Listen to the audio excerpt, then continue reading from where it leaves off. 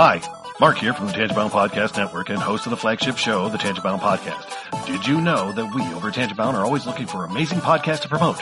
And did you also know that we are also proud nerds and geeks of everything from movies, music, gaming, TV shows, and comic books to wrestling, MMA, soccer, and football? Whatever you can nerd or geek out about, we've got it. And if you're interested, we can help you find it. And if you're a show looking for a place to call home, we've got you covered. Side effects may include upset stomach, dizziness, tumors, shakes, and in some rare cases, death from excessive laughter. Though to be fair, it's only sometimes. Other side effects may include diarrhea, gallstones, heart palpitations, and strong desire for cookies on the dark side. Talk to your doctor and visit TangiboundNetwork.com and see if Tangibound Network is right for you.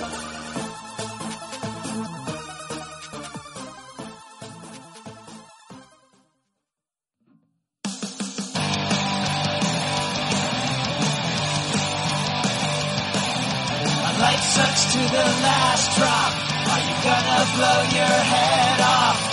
Take good aim and don't forget to duck.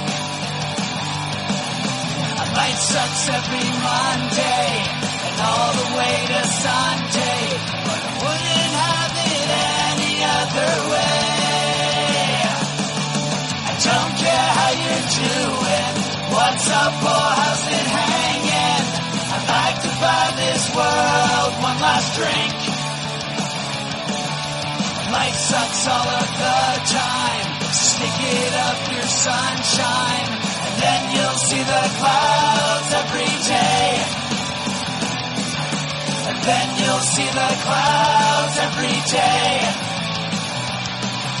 And then you'll see the clouds every day.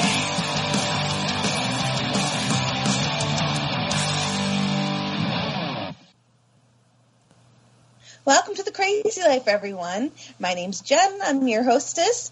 As usual, I think I've been on a pretty good streak lately. I would put together say, what, 2?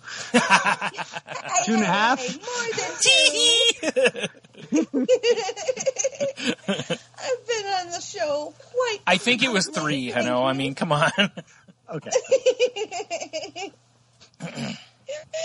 So, guys. Well, of course, with me as always, let me introduce you guys. This is Brian and Hanno. Hey, guys. Hi, alcoholic. Are you saying hi to? Are you calling one of us an alcoholic? What's going on here?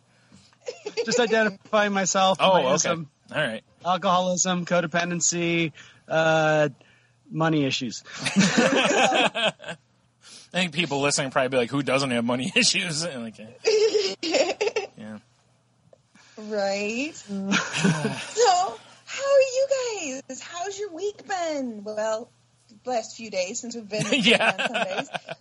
So it's only been 2 days, but that's all right. How you been? You would not believe what's happened in 2 days. It's funny on Salty Language, Tony and I, if we record in this short of a gap, we'll be like, you know? Right. So what do you got, Hanno? Oh, God. So, tying in with last week's episode and the restraint of tongue and pen that I exhibited and was mighty proud of. Yes.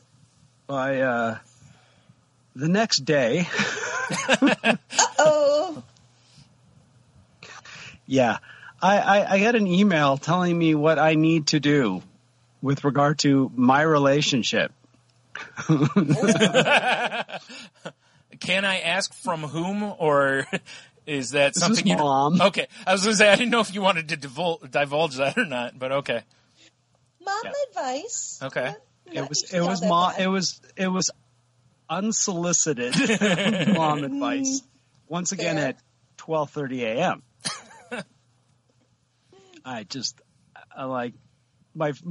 The sentence number 1 just said, "Thank you for your concern, but it's none of your concern." Yeah. Yeah. And the great part about it is I was able to just quite honestly say, you know, we have it handled. Yeah. We're on the same page here. Sharon is not going to be the hostess. It's going to be me. We have what we're doing, you know, so please quit trying to read into stuff. Yeah. You know, and the great thing about it is the response was pretty much fair enough. And I'm like, I'll take it. Yeah, that's good. Yeah, exactly. Yeah. Yep. Because in the meantime, I'm texting with my sister. My sister's telling me what's going on behind the scenes that I don't know about. And I'm like, oh, man. Yeah. Like there's just, it's like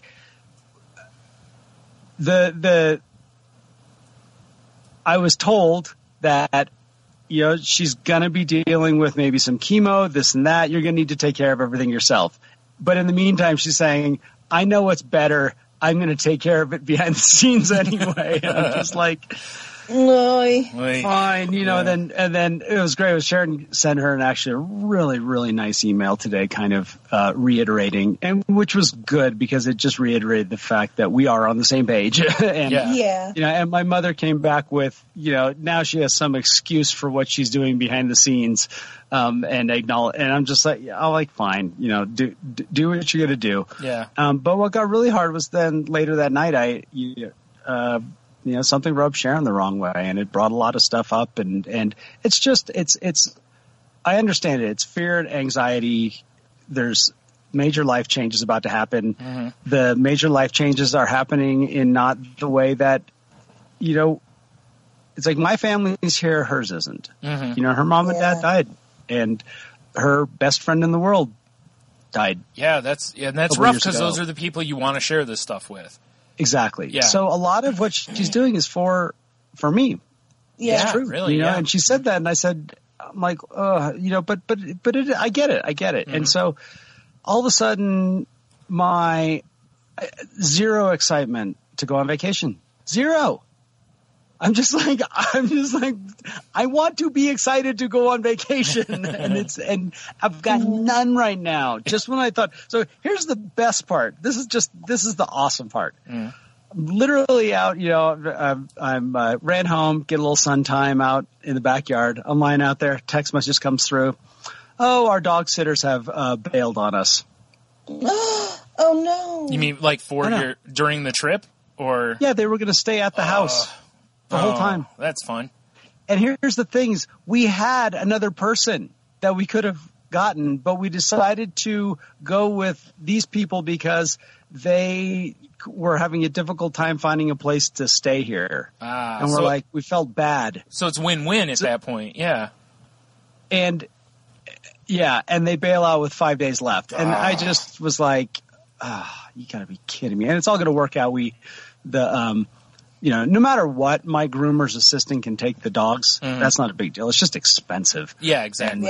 But I know they're in great care. Yeah. There's like no question. And Sharon's friend Sarah is going to then come out, and we'll have both of them do it. We'll figure it out. Yeah. But it I was just like, all right, what else? You know? Right. Well, yeah, because you could be one of those people who look at it, you know, well, maybe this is a sign, you know, like. No,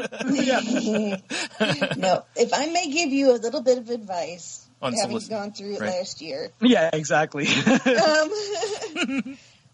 First, let everyone else do whatever the hell they want to do. That's what I'm doing. Yep. Because quite frankly, it's not just about you enjoying yourself, but it's about them enjoying themselves. If that's going to make them happy in the scheme of things, that is what you're going to remember the most, is everyone being happy and enjoying themselves.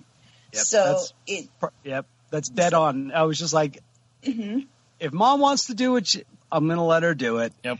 Whatever her reasons, whether it's necessary or not, it doesn't matter. You know, as long as she just does it and doesn't, you know, dump anything on me. Yeah. Yeah, and as long as she's not upsetting you or Sharon, then just let her be happy doing whatever she wants to do. Exactly, and so far I see that as working out just fine. Yeah, and that's strategery. Yep. Yeah. Second, all that matters is that you're there and Sharon's there, and you guys are agreeing to say yes. Everything else will fall away. And that's it. It's the truth. And that's really where you want to make sure that you're keeping your focus on, and the excitement and stuff will be there the day of. the night of, it'll be there. When you see her for the first time walking down the aisle or standing there waiting for you or you waiting for her, however you guys are going to do it, when you see each other for the first time in that moment, you won't even remember what you're saying. You won't even remember what you're saying. You won't remember. The only thing that you will fill your mind is this person, and nothing else will matter. I definitely agree with you, because I think what's going to happen is we're both going to turn around and just run in separate directions. No, like, what the are we thinking? Yeah. Pretty much. Do you know what ends up happening is you cling to each other like you're pretty much on a life preservers for each other, because there's so much craziness, there's so much going on around you, there's so much planning, there's just so much stuff. And people are talking to you, and people are pulling you in different directions. All of a sudden, that other person becomes your life preserver, where it's like, okay, you're saying you're gonna be the quiet one with me. You're gonna be the strong one with me. So, and that's really what it ends up turning out to be. Because Dan and I, the entire time, like after the nuptials.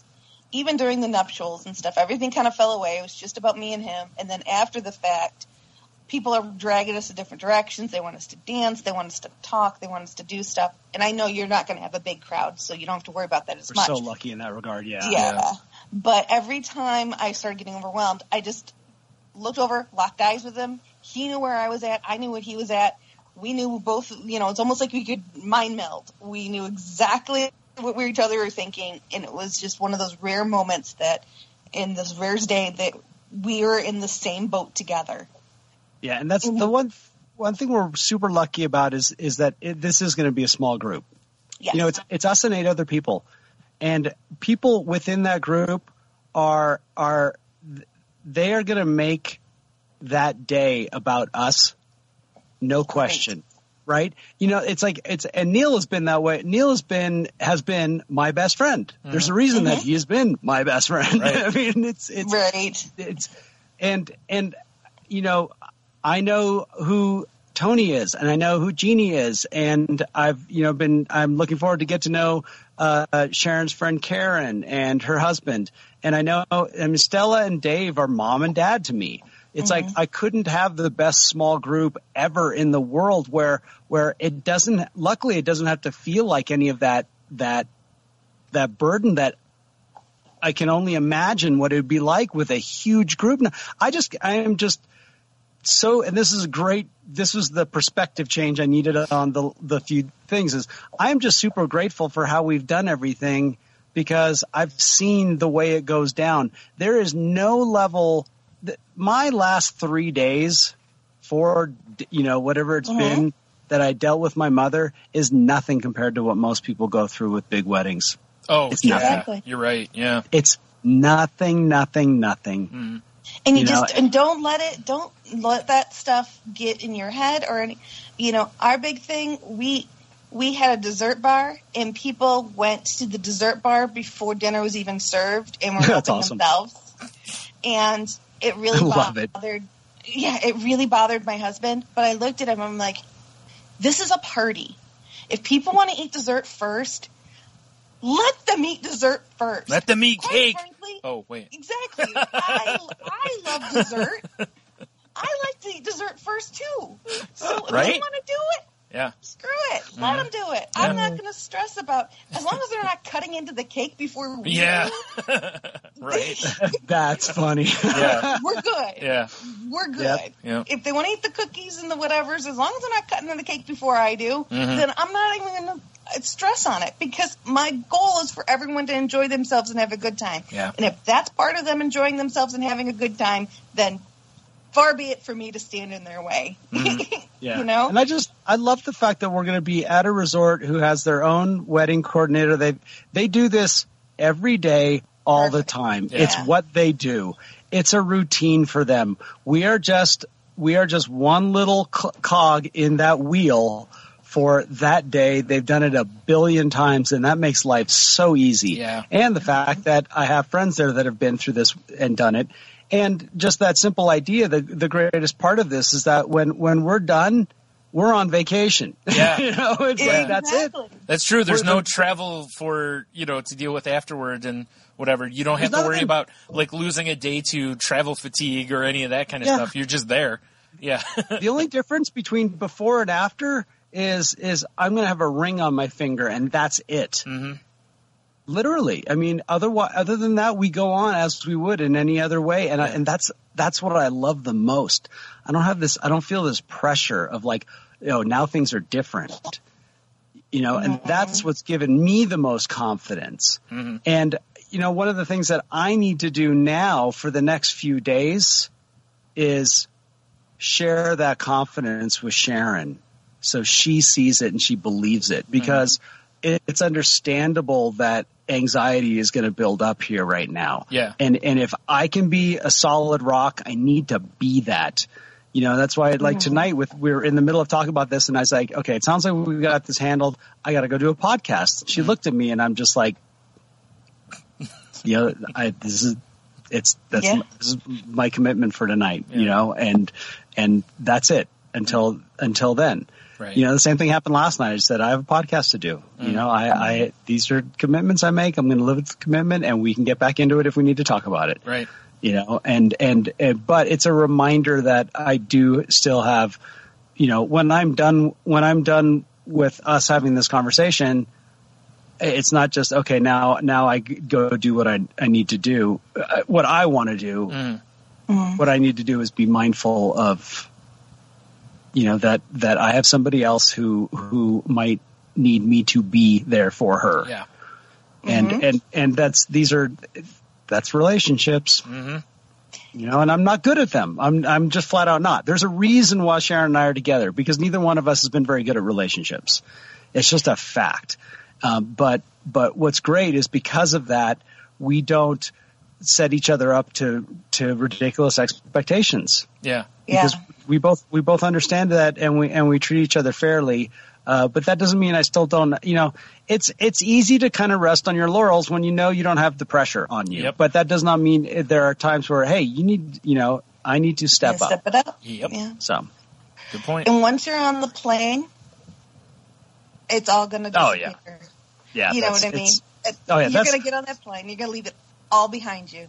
Yeah, that's what I'm looking forward to is like, my biggest, and this is the truth, my biggest anxiety has been the dogs. Oh, I figured it would be Tony and the Speedo, but. Well,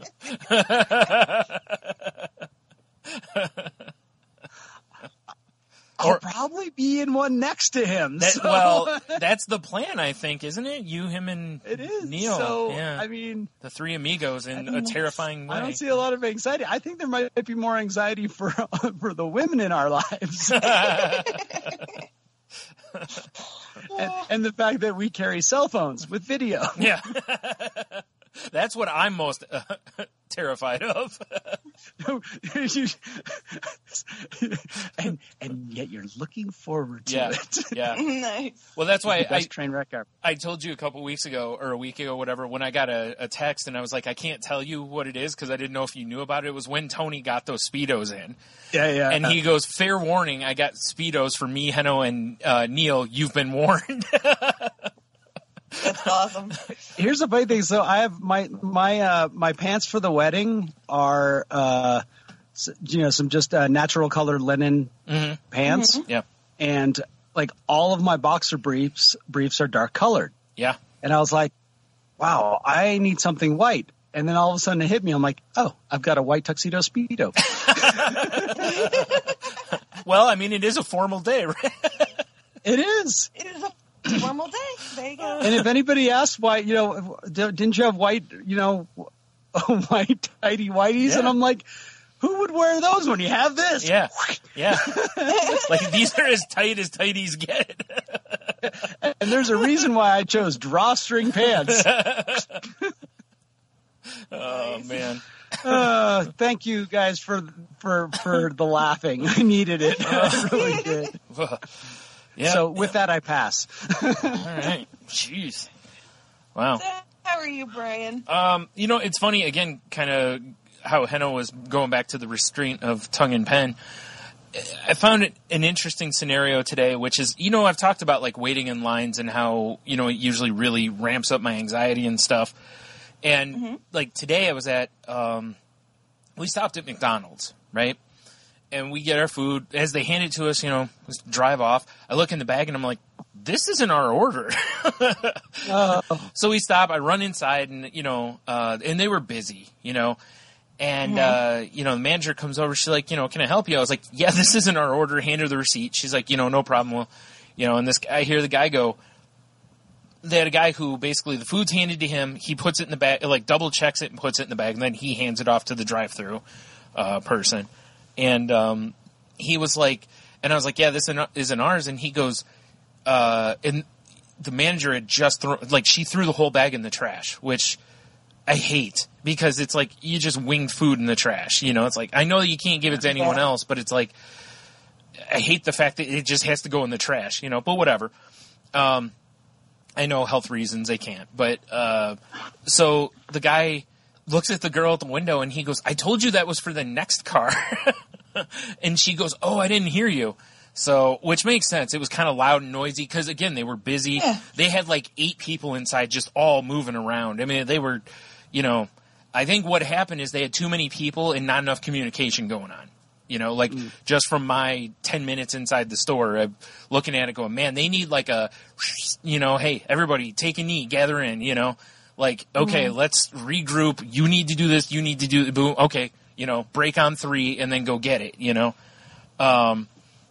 because they were kind of running around like chickens with their heads cut off a little bit. And the manager was trying to get things on the same, like people were handing food up to her and she's like, which orders are these for?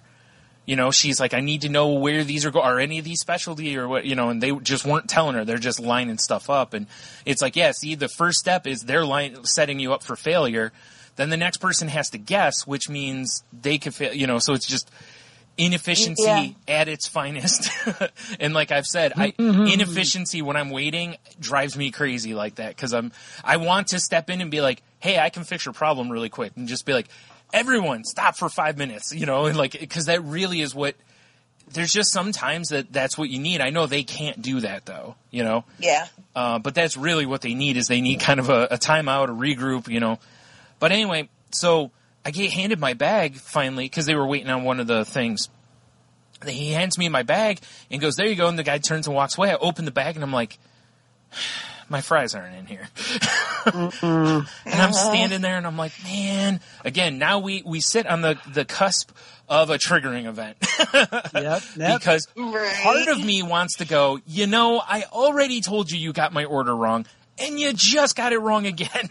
And I gave you the dang receipt. It's like, so part of me wants to be like, hey, manager, come here for a minute. Let's have a conversation. But at the same time, I've been there. I know what it's like when you've got people running around and nobody's listening and stuff. So, the manager walked by and she goes, everything okay? I was like, no, I'm still missing a large fry. She's like, I am so sorry. Turns around immediately, stopped what she was doing, turned around, grabbed it, handed it to me. And she's like, I'm very, very sorry. And I was like, it's okay. It's not a problem. I understand you guys are busy. And she looked at me and even said, it shouldn't have happened. And I'm, that's true. It shouldn't have. Enough. But you know what? We all make mistakes. So again, I sat on the edge of something where in the past, and Jen can attest to this, I would have probably started running my mouth because I have a habit of doing that where I stop having internal monologue. That's what, for a long time, that's what it is I get angry or anxious enough that I no longer, all the things that should stay in my head start coming out. And, but I didn't, and I just, thanks a lot. I mean, I was mad because the first part, hey, that's a mistake, blah, blah. The second one was like, if someone comes to you and there's a mistake made, double check that. So you don't, so, it's like, because the last thing you really want, luckily they got me. They didn't get somebody who's going to jump on Twitter and be like, these incompetent, to McDonald's corporate that could get them in trouble or something. So, it was like, it's just one of those times that like I said, it was irritating. But again, would a blow up have been a necessary reaction? Not really. What would it have changed? And again, is this the hill I want to die on? Nope. So, yeah. Exactly. Yeah, but then... That's one... Oh, go ahead. the weird thing with those situations is like everything that the manager said to you, you've probably already run through all that in your head. Like you want to say, this shouldn't have happened, blah, blah, blah, blah, and da-da-da-da, and instead you're cool and she said it all for you. Yeah. Well, also, and you get to walk away feeling not like an ass. Right. Well, and like you know, we said before, I also put away the need to be right. Because part of, in my head, it's that whole, like I said, I'm looking at the whole situation, and I'm going, this is inefficient for this reason and this reason. And the thing is, they're very simple fixes. Communication would have fixed their whole problem. But they can't, like I said, they can't stop. They aren't going to be able to address this until they slow down. Then they can address it again. Because right now, you've got a long line of cars, and you've got people lined up inside, and you've got to get them out of there because corporate puts that pressure on them. They have that clock inside that they're only supposed to be under a certain number for getting cars through. You know, as well as, again, you want to make the customers happy because you don't want them reporting you to corporate or whatever. So it's, you know, I understand. Like I said, I've been busy. I've made stupid mistakes at stores I've worked at. I've had shifts where the people I was working with weren't listening to me. And when we slowed down, I had to call them all together and basically, like I said, you know, call a timeout and be like, hey, this is what we need to do or this is going to be a whole big mess tonight, you know. And hopefully, in the way the manager seemed, she seemed like she probably would do that when she can, but just couldn't, you know. So you have to just run with the mistake on the fly. You know, I forgot, like, right before that, I had been at the pharmacy, and I had what should have been 5 prescriptions. My doctor's office, for some reason, didn't call 2 of them in. So I'm like, great, you know. Luckily, you know, and again, I'm standing there, and I'm like, man, you know, like, why can't they, you know. So, and then the girl goes, well, you know your insurance won't cover your antidepressant, right? And I'm like, they have been. And, you know, but I do know the insurance companies are fickle and they just, we're not paying for this anymore. And they don't warn you. And I was like, well, I have this other thing that should pick it up. And then they go, oh, well, something changed in Medicaid in Michigan. And this one's in Toledo, Ohio. And they're like, we aren't contracted with them right now, so we can't accept anything from them until like next week, basically, when it'll get squared away. And I'm like, okay. Luckily, my doctor gave me samples of the antidepressant just in case I ran into situations like this, so I don't go off of my medicine. That way I can continue to stay medicated. So luckily I've got enough. I have an appointment on Monday for something else anyway, so I'll ask for some more just in case, you know, because I don't want to run out. But again, and that made me madder because just this stuff happens and they don't get these notices. They can't let people know until they walk in. Luckily, I had those samples. Otherwise, I've got enough for like 2 days, you know? And again, antidepressants are not something you're supposed to go cold turkey. And, you know, the upside would be on that. At least I would have a prescription waiting, so maybe there was something else. Like maybe I could buy a few to get me through a couple days or, you know, something like that. But it's still incredibly frustrating, you know? That they have to deal with that, and I have to deal with that, you know.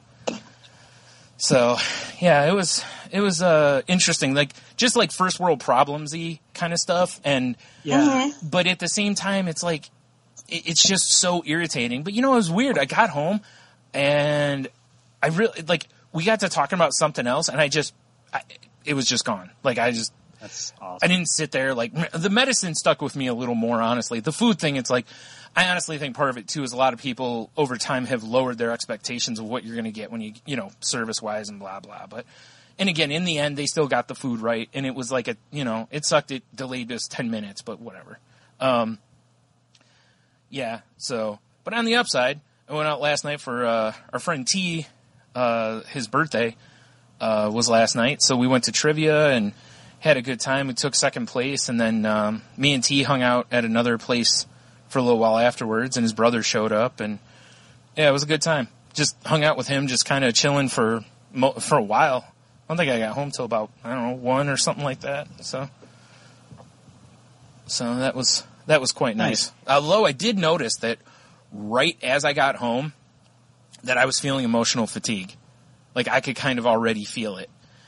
So, which is weird. Yeah, I don't know why, but for some reason last night. Now, something for me that could be is, again, I was out of my blood pressure medicine, so I don't know, maybe I kind of got, as the night goes on, as you kind of get excited and whatever, and then you calm down, it's like I didn't have anything to kind of help even my blood pressure out, so maybe that is it. I don't know. But, yeah, today I woke up and no emotional hangover today, but last night I was kind of feeling it. Like, when I got home, I was like, wow, I kind of feel, like, depressed. Like, really kind of, like, So, yeah, that was weird. I was going to ask you about that. Like, how are those nights for you? Like, when we go out, or? Yeah, like just like that. Do you have an effect like that when it's not, you're not with a group of people, you're just, how does that leave you? Yeah. And that happens quite a bit is, if I go out for a while and then come home and all of a sudden everybody else is in bed, so I'm the only one awake aside from the cat. And, it's like, I'm just like, all right. And I totally get that. Yeah. It's like, it's a real stark adjustment. You know? You go from having 8 or 10 people around you, or then, it was just he and I in the bar. It was me and him, and, the bartender was kind of over by us quite a bit because it was dead in that place.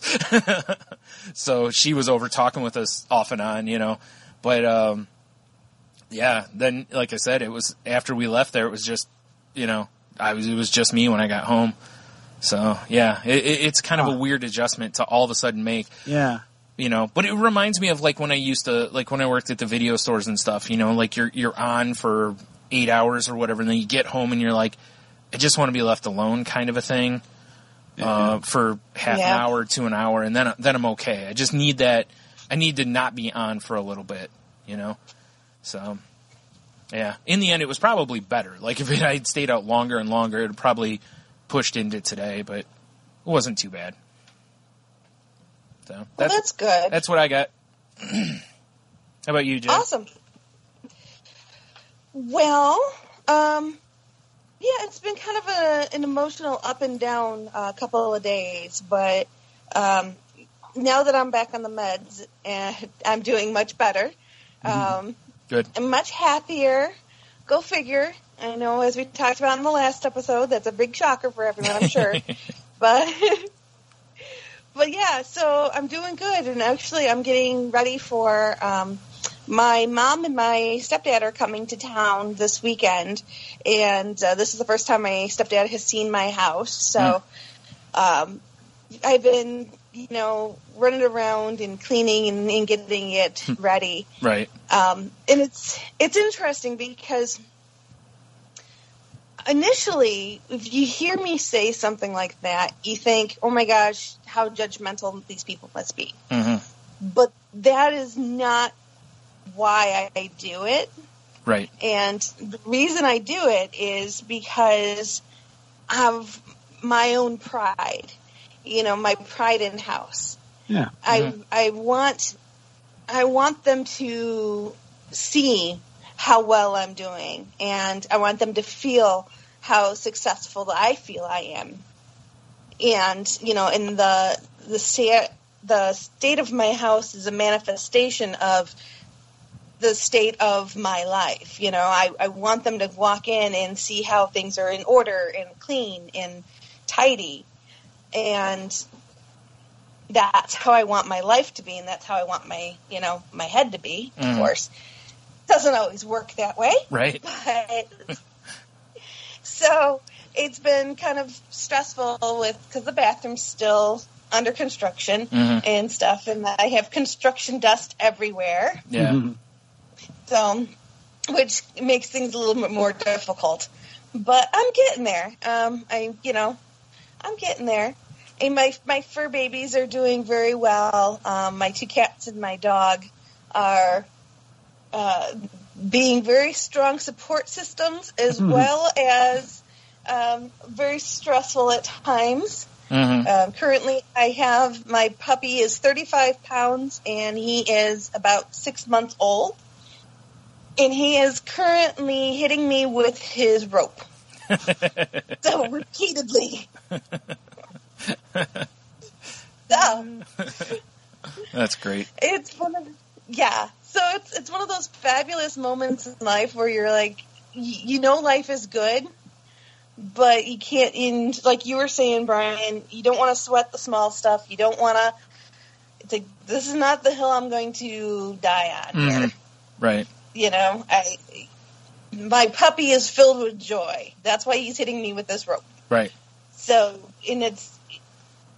do I stop the podcast to yell at him to break his little heart, to make him go and sit by himself? You doggy heartbreaker, you. Yeah. I know. I don't want to break his heart, so I'm going to let him play and be a pain in my patookus. But what are you going to do? Yeah, and exactly. That's such is life, right? You deal with the little irritants of life because you don't want. What's the result? I mean, really, what's it going to solve? Yeah, exactly. Yeah. What is your desired outcome here? And it's like, I mean, yeah, he might start or stop hitting you with the rope, but it's, you know. He's just going to pick up a bone and start making more noise with the bone. Yeah. Which he leaves in the middle of the room for me to step on. But as many people have told me, they're like, if you think a puppy's bad, wait till you have a baby. And I'm like, that's why I don't have a baby. Yeah, Jen, I liked what you said about putting things in order in your house is for you and for how you want to project yourself and not that you're doing it for them. I love that because it's really... It's a great tip for people. You know, a lot of us, if you're going to have, you know, when we have guests come, especially family, family has its triggers and we can put ourselves into anxiety and get flustered and things like that. There's history there, all that kind of stuff. That idea of saying, I want to have my internal being feel as in order as my external self, and that they're both going to work. They're both going to work in my benefit. If this external part of me is organized and neat and and feels right, like it feels settled, like it's supposed to be, that you're more likely to feel that way internally as well. Yeah. Absolutely. And it's so true. I never really thought about that. And I think that's one of the reasons why we do get, you know, sometimes as human beings, we get caught up in how our physical health is. How do we look? Do we, you know, I don't feel like I'm at my best. You know, I think it's one of the reasons why I enjoy, and I have like, you know, half a dozen full suits in my closet that I only wear. You know, I rarely wear them. I have no reason to wear them for my work or anything. But given the opportunity, I love to look nice because usually those are situations where I'm amongst a lot of strangers and might as well feel like I look sharp on the outside so I could, you know, convey that to my inner self. Yeah. You know, you're giving yourself an advantage going into what could be, you know, a little anxious situation. Exactly. And that's where it comes from. And it's so funny because, you know, I do get a little anxious and frantic and stuff like that when my parents are coming to town. And it's just because I know they want to see me do well and they want the best for me. And part of it is me wanting to show them, like, I have the best for me right now. Yeah. You know, I am doing great. I am successful in my world, in my life, the way I want it. And, you know, it may not be their image of what success is, but that's okay because, you know, personal success is always going to be different based upon the person. You know, everybody's image of what their success is going to be different. And your parents' version of success for you will never be the same exactly as your version of success is. So by me having things exactly the way I want them when they come, it may still not be what, you know, they're perfect in their eyes, which it may be, it may not be. I don't know. It doesn't really matter, honestly, in the situation. Yeah. It just needs to be perfect in my eyes. Mhm. Perfect for what I want to present and say, this is my success. This is what I've achieved. Right. And they will be proud of me regardless if it's what they think it should be or not, because they're my parents, and they're proud of me regardless of everything, and they are supportive of me, thankfully. I'm very lucky in that manner, that they are very supportive of me, and so I think I'm looking forward to seeing them, and I'm looking forward to, we're going to dinner Friday. They're going to see us, my husband and I, on Friday night, and I don't know if we're going to get a chance to see each other again on Sunday or not, but then again, I have my house nice and neat and tidy, and then Saturday I get to work on the bathroom again and get my house all dirty again. Yay! Because I will tell you, mudding and taping drywall and mudding out a wall so it's even is the biggest pain in the butt ever. Because you cannot sand enough. And then when you've sanded enough, you have to put more because you've sanded too far. There is no end.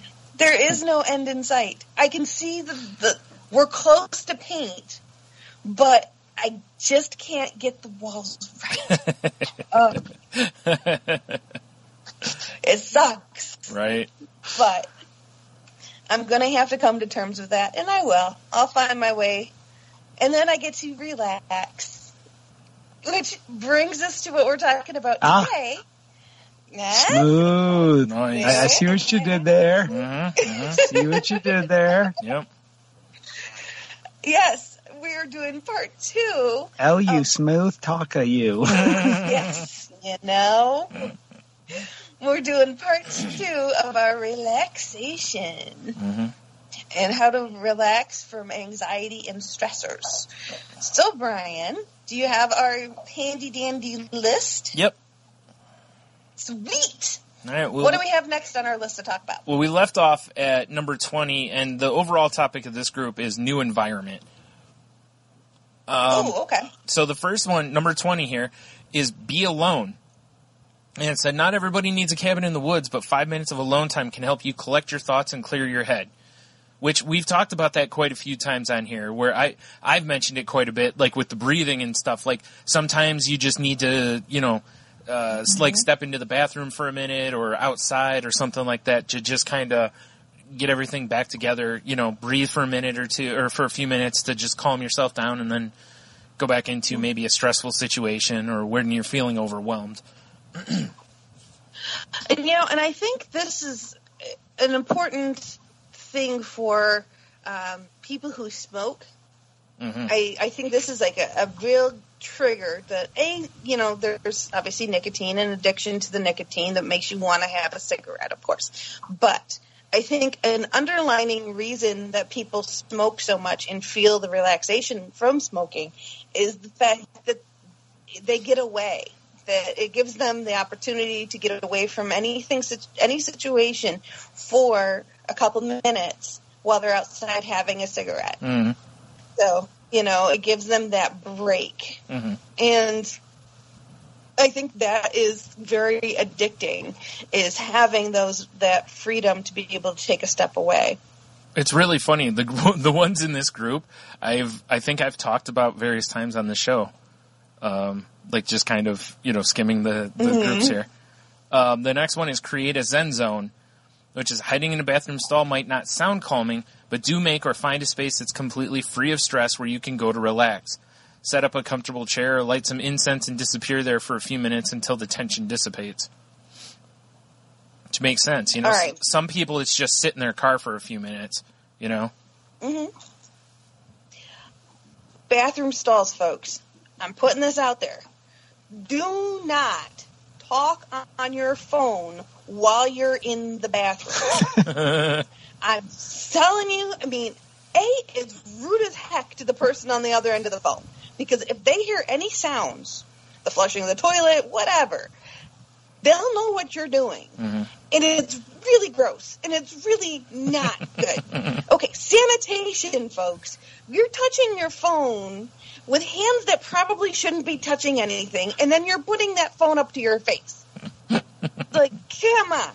All right, and number 3, if I'm trying to have a Zen moment in the next stall over, I don't want to hear about Aunt Judy's hernia and, and Bobby Joe's sleeping issues. I don't care. I don't want to hear about this. Mm-hmm.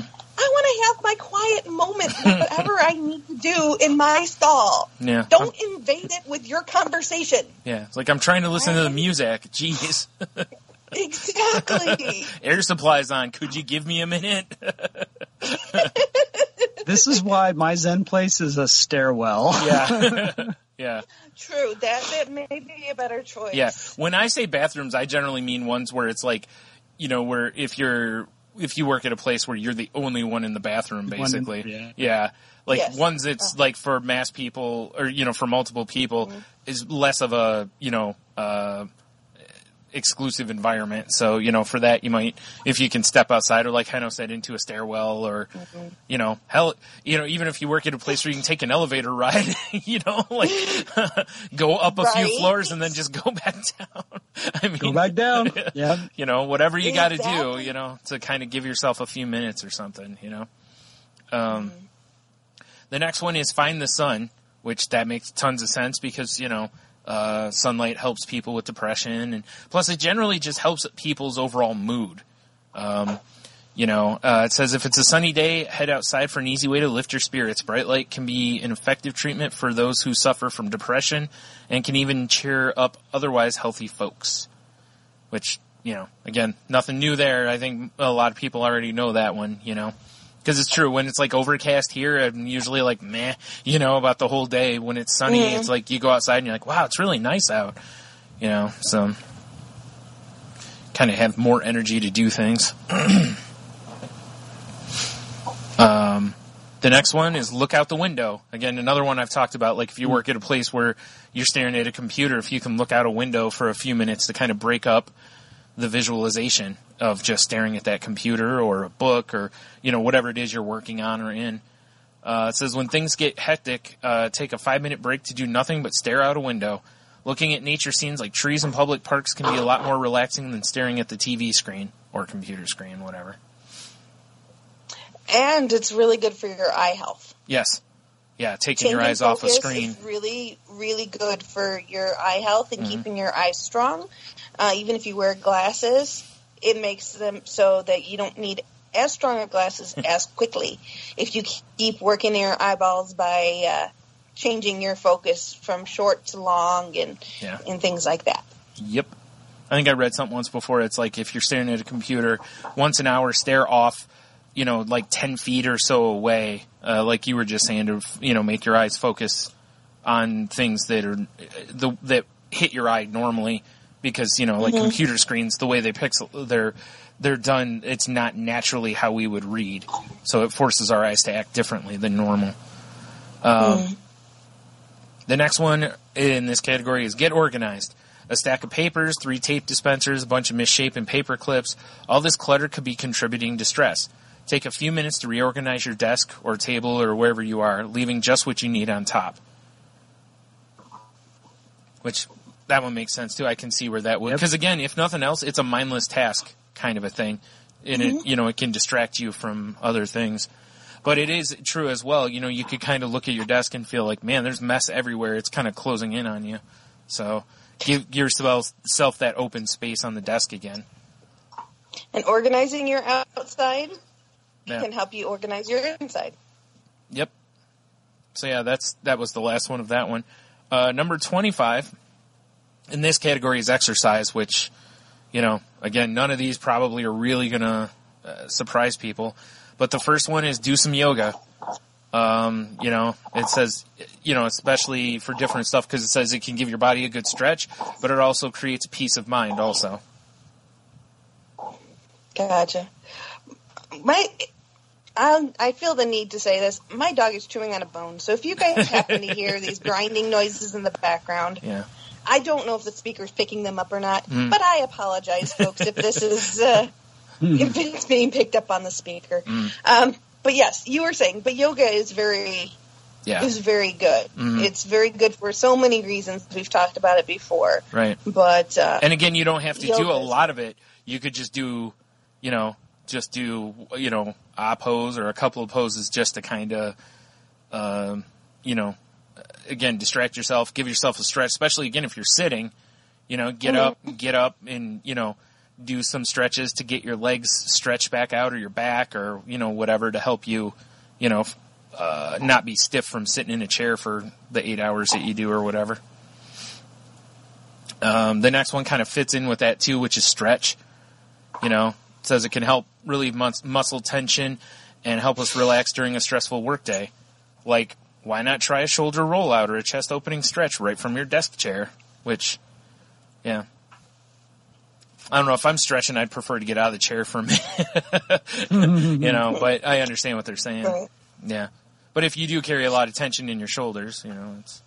I know that even that, there's one that probably won't be on here, but I know I've heard various times now of people working in places where they do like 5 or 10 minute massages for people. So you can get one like during your lunch hour or something, like you can just get a quick kind of shoulder rub or something like that. It's like if the place you work offers that can be a really good way of, especially like with lunch, where if it's like your halftime of your day, good way to launch back into the second part of your day. There's also different things that you can do, different chair exercises and things. But if you're looking for ways to relieve stress, what we talked about last week about the clenching and release, start your toes and work your way up. Start with your toes, work to your nose. You just tighten and release. Tighten and hold for 10 seconds and release each muscle group as you come to it, and relax your body into your seat, and it'll help relieve some of that stress and get that out. Right. Another way of doing it, and what's really good for your butt clenches are great to do when you're sitting down at your desk. You just, clench the gluteus maximus for, as long as you can hold it, then release. Then clench as long as you can hold it, then release. It'll stop the butt from looking like the chair that you're sitting in. And so you won't have a square bottom, which is good. Just be careful doing this if you have a semi-full bladder. Oh, yeah. Just be careful. You don't want to have an accident or anything. But, just stuff like that is really, it's good for your muscles, it's good for your tension, and it helps you relax. And quite frankly, especially if you're stressed or if you're anxious or having a moment where you're about to get a trigger, something that's about to trigger you, it's a great way to kind of distract yourself a bit to get some perspective.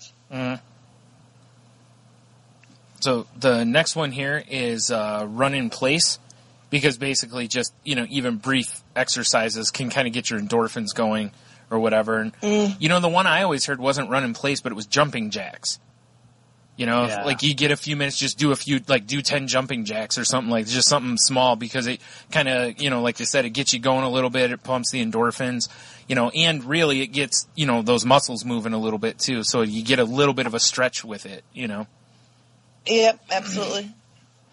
So, the last one from this category is take a quick walk, which this is a great one. I know a lot of people like downtown in our area do this, like during their lunch hours and stuff. You see it, like groups of them just kind of walking around. 'Cause again, even if it's a short walk, it's just good for you. 'Cause if you're, especially, if you're indoors all day, get outside, walk around, you get a different change of scenery. It can help your perspective. And again, the exercise is, probably good for you too. So. The next category is entertainment and creativity. The first one, write it down.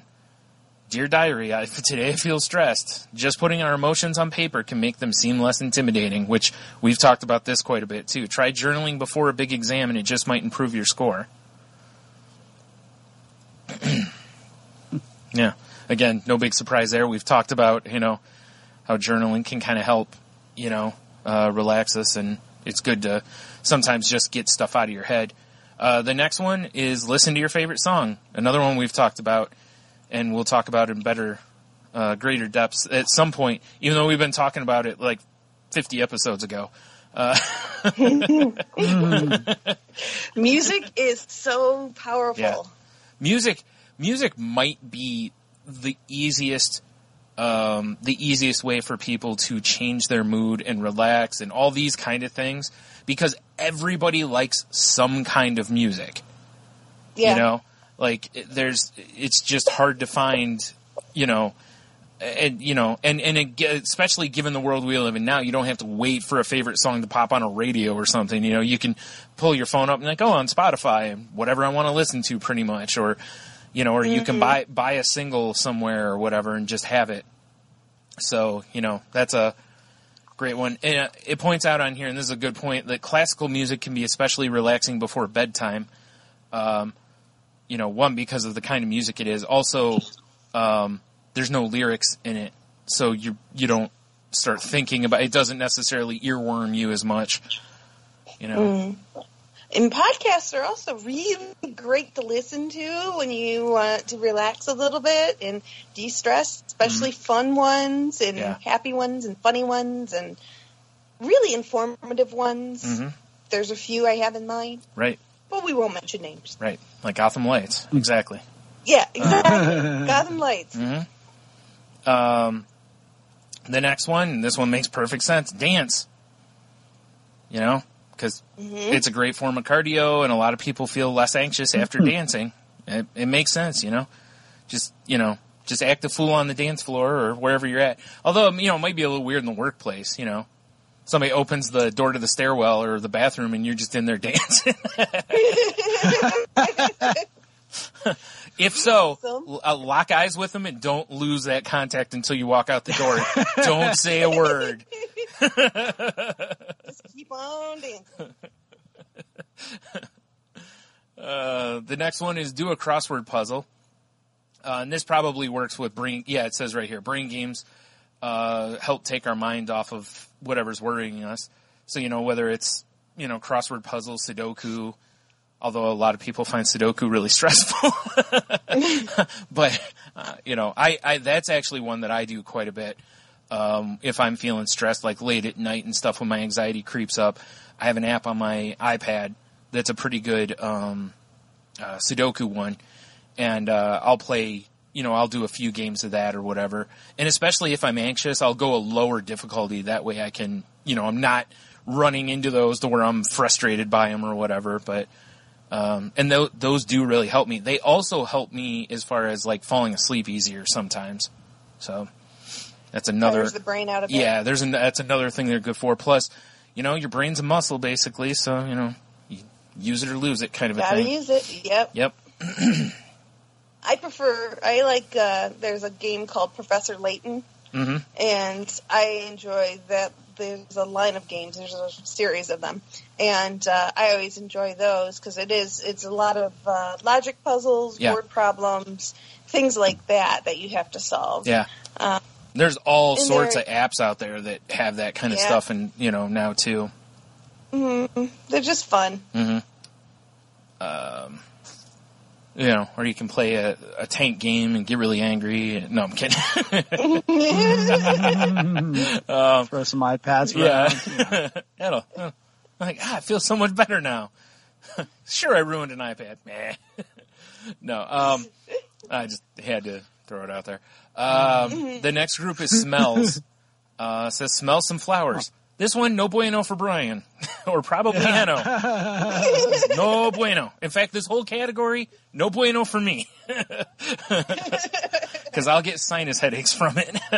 Or allergy situations. So I would, strongly advise, odds are if you're an adult, you already know kind of your triggers. So, but anyway. Use with caution. Yeah. The first one is smell some flowers. Like, I do understand it, though. It says certain odors can change our mood, which is true. Think about, like, this doesn't say it, but think about, like, your favorite food when you smell it and you're like, ooh, like, excuse me.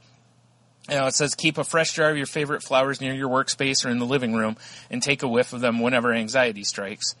Again, I can understand it. You have a good memory attached to that smell, or, you just like that smell. It makes sense. You smell it and those things trigger in your brain that, this is something you like. The next one's try aromatherapy. And, it says, soothing scents may help send stress and anxiety packing by stimulating smell receptors in the nose that connect to part of the brain that regulates emotions. Makes sense. Same, kind of along the same line as the one before. This next one it says sniff citrus. And it says the smell of citrus can help us relax by increasing levels of the stress-related hormone norepinephrine. I think I got that right. Nice. So this one's an interesting one for me because when I smell citrus, I think cleaning because of the places that I've worked. Most of the cleaning products smell like orange or lemon. Yep. So when I smell those, that's kind of where my head goes. So I'm, it's interesting to me, but I literally can't smell that stuff to some extent because my dad used to love eating oranges, and whenever he would start peeling an orange, I'd have to leave the room because I would get a sinus headache almost immediately. It was that bad of a trigger for me. So I have, like I said, this whole category is just no good for me, but, but more so, like I said, for me, the memory attached to that scent is, cleaning supplies. Well, there's lots of essential oils and stuff out there that you can get that are small little containers that you can carry with you if you need, so that you can kind of take a sniff whenever you need to relax.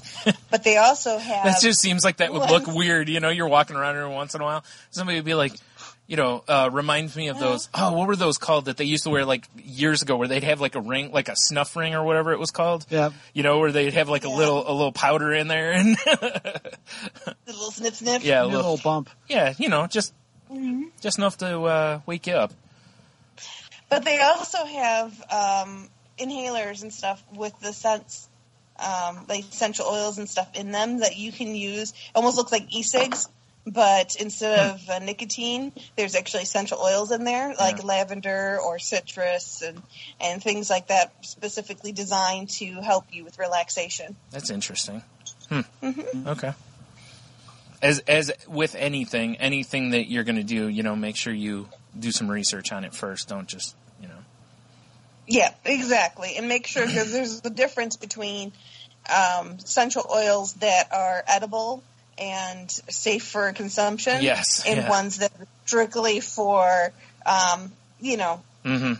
burners and stuff like that. Yeah, that's kind of why I was saying that. It was, make sure you look into what you're getting. There's a difference. Yep. And the next one, which you guys will like, but I can't stand, but, actually I like this, but it's a nose full of coffee. I actually don't mind the smell of coffee. Drinking it, terrible, but... Did you say you can't? Myself coffee. Can't disagree with that one. Oh, okay. I was going to say, I was like, wait a minute, I know you like coffee. But it says no, it just says the odor of coffee can help reduce stress hormones. No sipping required. Just be sure not to burn the tip of your nose. Ugh, terrible. So, again, that doesn't surprise me, especially as much as a lot of people really like coffee. Just that scent of that coffee, they're going to probably be happy, or happier because they have that coffee. And there's also a lot of scented teas, like citrus teas and stuff like that you can have that. Or for nighttime, really, like lavender ones and all that kind of stuff that are supposed to help you calm down and stuff. Yeah.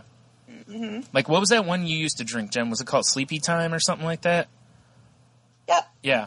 I was going to say, like a lot of those teas are kind of, relaxing kind of scents or whatever. And I will say this, you used to make that and it never really bothered me. So. Yeah. That, and there's, that was Celestial Seasons. Yeah. Has a whole line of a variety of different ones.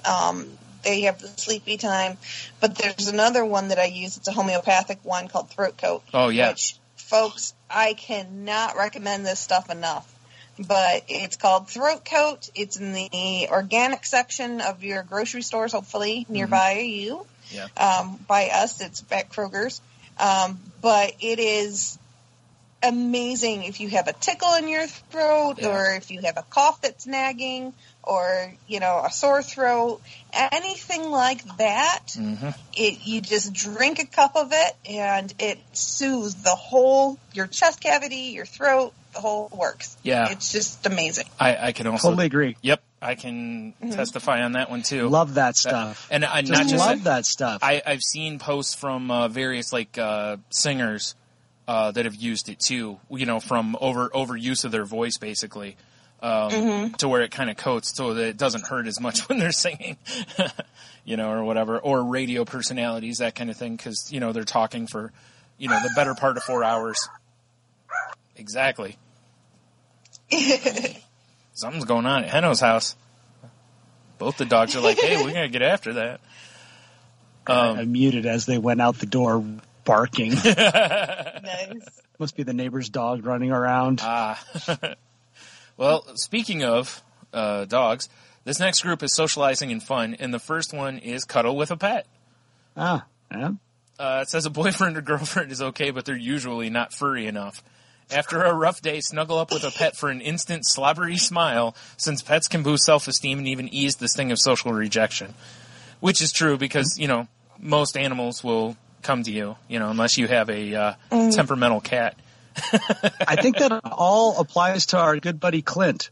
Yeah. I think he is furry enough and he will come to you.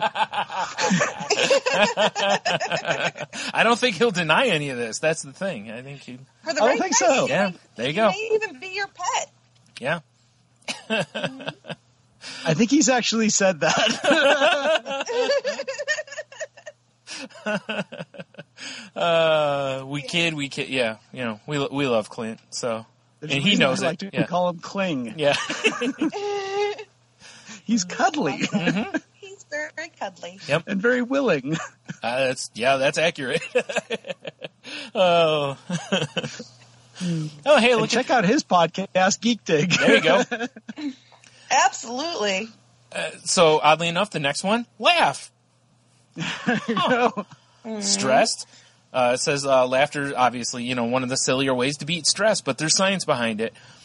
This is a weird way of wording it, though. A fit of hysterics can increase blood flow and boost immunity. Keep a book of jokes handy in the desk drawer, or check out a hilarious YouTube video, maybe a piano-playing pug for a quick pick-me-up. Just be careful with the YouTube at work, folks. Well, a lot of places already have it blocked, but yeah. Yeah, exactly. Yeah. Even if it's on your phone, just be careful. We don't want you getting in trouble or anything. But Right. yes, there's a ton to be said about laughter, and the only thing I will throw out there is that sometimes when you're laughing too hard, you don't get enough oxygen going, so you want to make sure that you're breathing and laughing at the same time, folks. Well, I don't know. This said a fit of hysterics. No. That's why I thought it was a little weird. It was like, not like, finding something funny or laughing. It was like a fit of hysterics. It's like, whoa, settle down. Right. Especially at work, just all of a sudden you're, everyone's like, what is going on over there? That really does at work. That is one of the reasons I like that I actually, even though we were told we're not supposed to be friends with our coworkers, there's a reason I love that I am friends with my coworkers, because we can make each other laugh. Yeah. And sometimes that's just what we need to kind of like get our, just get a little boost of energy, get, remotivated, get turned around and get back at it. Well, it's like, especially, exactly. You got two people doing a similar kind of job and you make a joke about blah, blah, blah about the job or something like that. You both laugh at it. And like you said, it's something you have in common. So it's, it's like, yeah. That's good for everybody. They just don't want you to be friends because they don't want you to assemble. Anyway, moving on.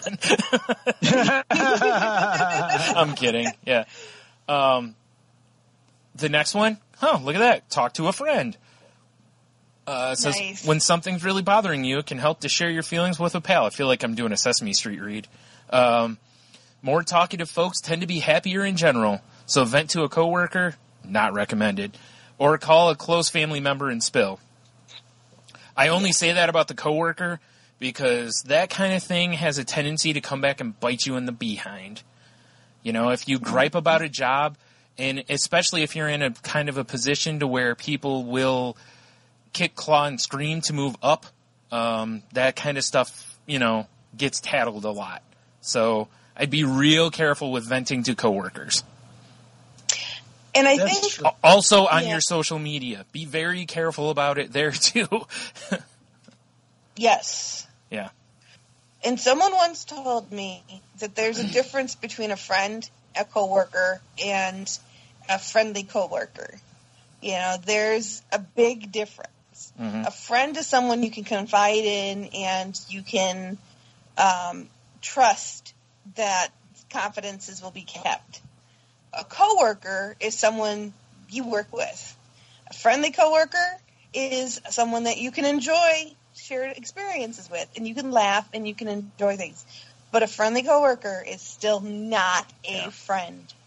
Yeah, it's just like I said. It's one of those. It isn't about like not being friendly to people or being antisocial. It's just looking forward to protect your own butt a little bit, because there's been a lot of times I've heard stories of somebody, you know, where they've vented to someone else, and all of a sudden that somehow they get called into a manager's office for having a bad attitude, or, you know, you're not on board with our vision, or you're not a team player, or these kind of things. And it's like, gee, I wonder where that came from, you know? So like I've always said, realistically, the best thing is if you wouldn't want it said back to you, like if you wouldn't want someone questioning you about it, don't be afraid to just say it. You know, like if it's something that if anyone asks you and you're going to be like, yeah, I said that, go ahead and say it. If not, be careful who you're saying it to, you know, because really this can come back and bite you in the butt. And like I said, it's just not worth it. Not to mention, you know, the other reason I said it is because, you know, if you have two coworkers that sit down, one starts being negative about the job, the other starts doing it. It's just a snake eating its tail, you know, because it's just going to keep devolving and devolving and devolving. Not to mention, if other people hear you, they might jump in, and, you know, it can just become this big whirlpool of negativity that, you know, it's just, I don't know. You're just better to avoid it, you know. Like I said, save it for, you know, your drive home talking to somebody, or when you get home, you know, get it off your chest for a little bit and then, you know, move on. Yeah. I've just seen too many times it's not been a good idea. And the last one is start planning a vacation. Crashing waves, warm sand, getting married, a gentle breeze, ruffling your hair. Well, at least the image is nice. The getting married wasn't in there. I put that in for Hannah. Taking a break from work and start browsing the web, or take a break from work, sorry, for some future vacation spots. Sometimes the whole fun of a trip is planning anyway. You know? And I could see that. Visualize somewhere you'd like to go, even if you're not going to go, but you could kind of, like, well, maybe next year I can, you know, or whatever. Or relive a past vacation a little bit, you know? Think about the positive stuff from it. You know, don't obsess on it to where you're going to have that, what did we call that before? Where, you would want to be there instead of where you are, but there's nothing wrong with, like, looking back at pictures from, you know, you went to Jamaica last year or something like that, you know, or Maui or whatever, and you look at the pictures and go, man, that was a great time, you know, just to kind of recall some good memories, you know? Mm-hmm. And just be conscious of vacations. You need to make sure that you're planning the vacation that suits your needs as well as your means. So nothing can be more stressful than planning this great big vacation and not quite being 100% sure how you're going to pay for it. Yeah. So that's not going to be a fun vacation. Yeah. Or if you're on vacation and you're constantly worried about pinching pennies because you spend too much on the hotel or anything like that, just instead of going big, go purposeful and go for quality. Yeah. You know, sometimes a vacation can be renting a cabin by a lake and nearby. It's like half an hour away, 45 minutes away. It's away from your house. It's a break. Nothing wrong with that vacation. It doesn't have to be a big all-inclusive resort, which are fabulous and wonderful. If that's the vacation you can afford, then absolutely go for it. She's bashing your vacation, huh? But, you know, it's finding the right fit is really what it comes down to. You're fit right. The vacation to where you're at. You're right, because I've been on a vacation where I ran out of money with 2 days left, and it sucks.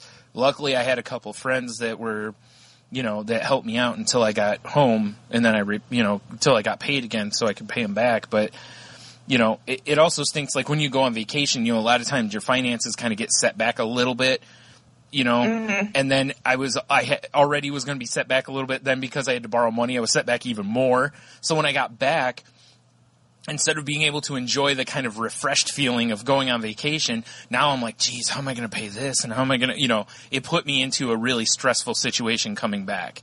So that's great advice about, you know, staying within your means and stuff. Make sure that you're not putting yourself in a situation to come back to more stress than you left.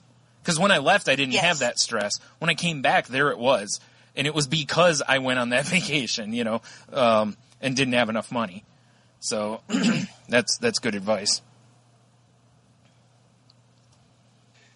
Yeah, I mean, and there's so many ways to vacation. I will say, staycations, try to avoid them if you can help it.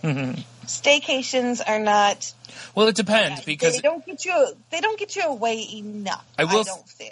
The only time I disagree with you is like if somebody just put in a 60-hour work week. That means they probably haven't been home very much to where they can enjoy just watching TV and being at home. I could see where a staycation would be great for that, you know?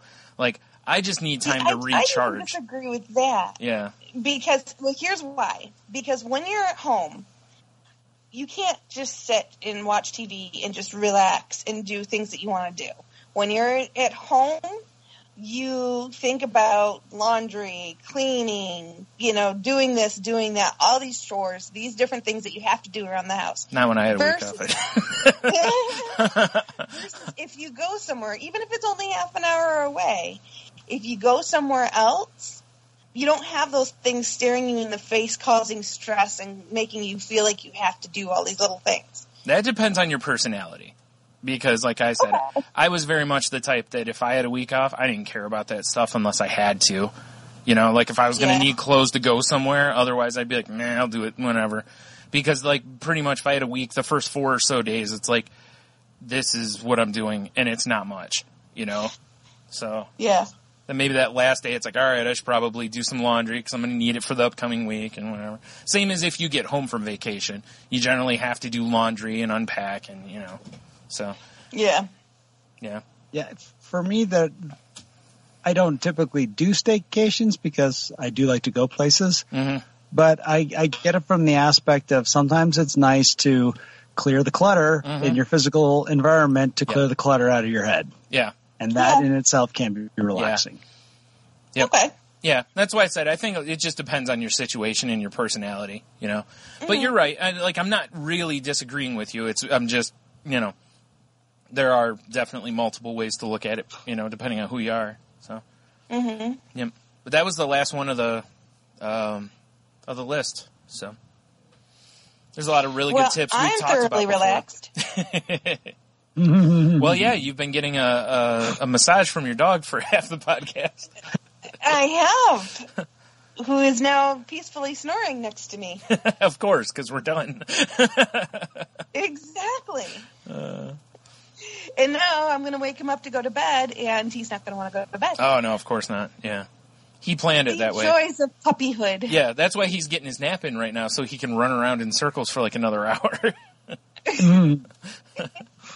Exactly. I know he's No, I think that was really an awesome list. There was some really good tips in there, and I think we spurred some pretty good conversations off of it.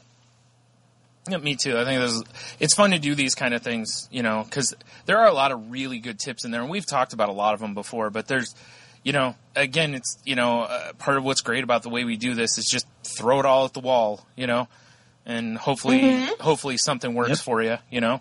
Maybe 3 of this list works for a person, and if so, great, use those 3, you know, so. Exactly. Yep. So with that, I don't know, guys. What do you think? We good for today? Yeah. Sounds good. Yep. All right, awesome. Well, if you want to continue the conversation with us, we'd love to hear from you. Please, please, please reach out and let us know what your thoughts are, whether you want to maybe even come on the show and come talk with us. We welcome everyone to reach out and let us know where you're at. Probably can't have everyone on the show, obviously, but if you have something burning in your deep in heart, or in the depths of your heart, that's what I'm going for, that you would love to talk with us about, let us know. You can reach me on Twitter at Jen's Crazy Life, and that's Jen with a G.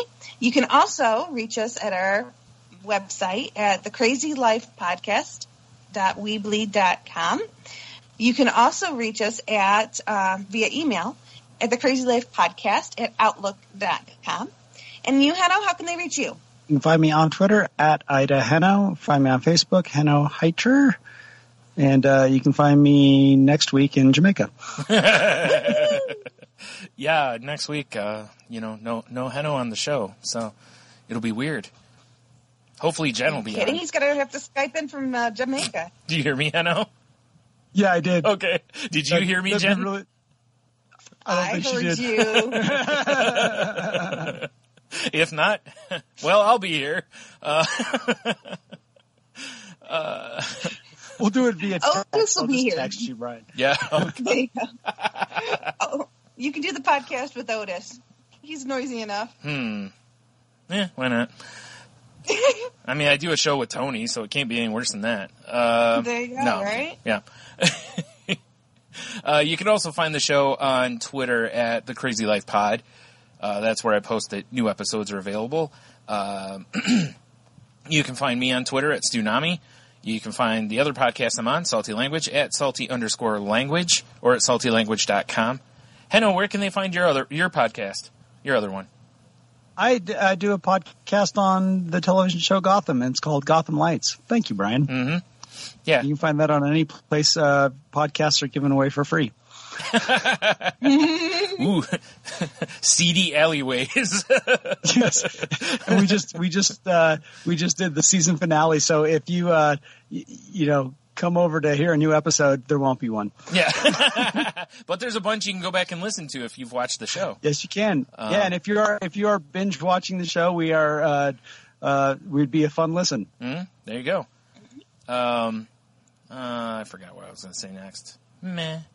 The Facebook group. That's right. You can find us on Facebook at facebook.com/group/Crazy Life Podcast, or just type in Crazy Life Podcast. We should pop up on Facebook. We're part of the Tangent Bound Network, which can be found at tangentboundnetwork.com. And we ask if you have the time, if you'd like to help us out, if you're on iTunes, please leave us a review, rate us, subscribe if you haven't already, please. And then on other apps like Stitcher or whatever else, please use the like and or share button so that maybe we'll pop up in people's searches a little higher. And also maybe if you can, share our tweets to help us grow an audience. And I think that's all for the links. So then remind everybody that we're not doctors, therapists, or trained professionals, just three people sharing our tips, advice, and things that have happened to us. Please don't mistake this show as a replacement for therapy. If you need help, please don't self-diagnose. Nothing wrong with reading up on things, but please don't self-diagnose and then, treat. Go, like I've said countless times, go get the estimate. Go to the doctor, see, what they say, and then, with your doctor's help, form a plan. Again, there's tons of people out there willing to help you. If money's an option, there's all sorts of stuff out there to help people. You just, may have to, jump through a few hoops, do a little work to find it. We've got some great resources, or links to great resources over on our Facebook page. So, if you're looking for something, jump over there and have a look. Excuse me. And then lastly, before lastly, I guess, if you're feeling that you may harm yourself or harm others, please reach out to someone in your support system.